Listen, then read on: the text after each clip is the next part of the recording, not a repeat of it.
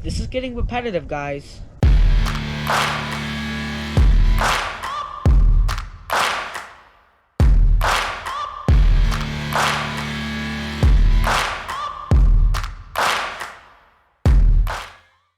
The Browns fall to the Bills in a game that, when you look at the Bills game and the Miami game, you don't really see that big of a difference. It was about the same as last week, as the Browns got up early and they couldn't hold on. I know I'm repeating myself, but it's been real repetitive, and I think that at a certain point you just have to say that this is what the team is. I mean, the Browns are 3-7. The Browns are playing like a 3-7 team. So, there you go. One of the things that really stuck out, and very similar to last week, again, this running game was shut down again. Nick Chubb didn't have a lot of yards at all, and Kareem Hunt only had 32 yards. The Browns only had 80 yards rushing, and last week the Browns only had around 100.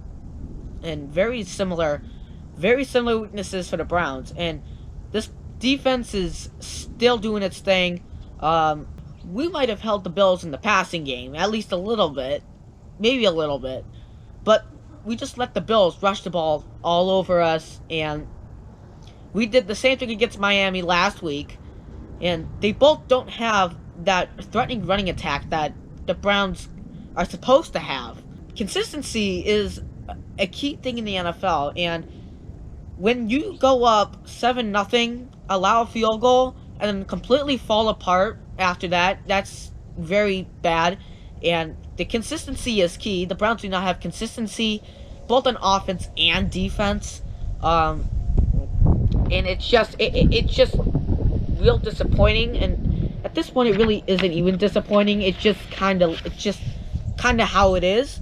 Now, we're going to take a look at some of the game stats here. And some of these game stats may actually seem counterintuitive, because Jacoby Brissett today, he was 28 for 41, 324 yards, and 3 touchdowns. That's a good game from Brissett. Josh Allen was 18 for 27, only 197 yards, and only 1 touchdown. And the rushing category, Kareem Hunt had 5 carries for 32 yards. And on the Bills side of things, Devin Singletary had 18 carries, 86 yards, and a touchdown. Receiving, Amari Cooper had a good game today. 8 receptions, 113 yards, and 2 touchdowns. And Dawson Knox had 7 receptions for 70 yards. So, that kind of brings up the question of, how did we lose this game if we had the stats that we did? Well, that answer comes back to what I just said a minute ago: consistency. The Browns are not consistent there. Let's take a look at the box score now. First downs, the Browns actually had more first downs, 27 to 22. Total plays, the Browns ran more. Total yards, the Browns had more too, 396 to 357. Total drives, 11 to 11.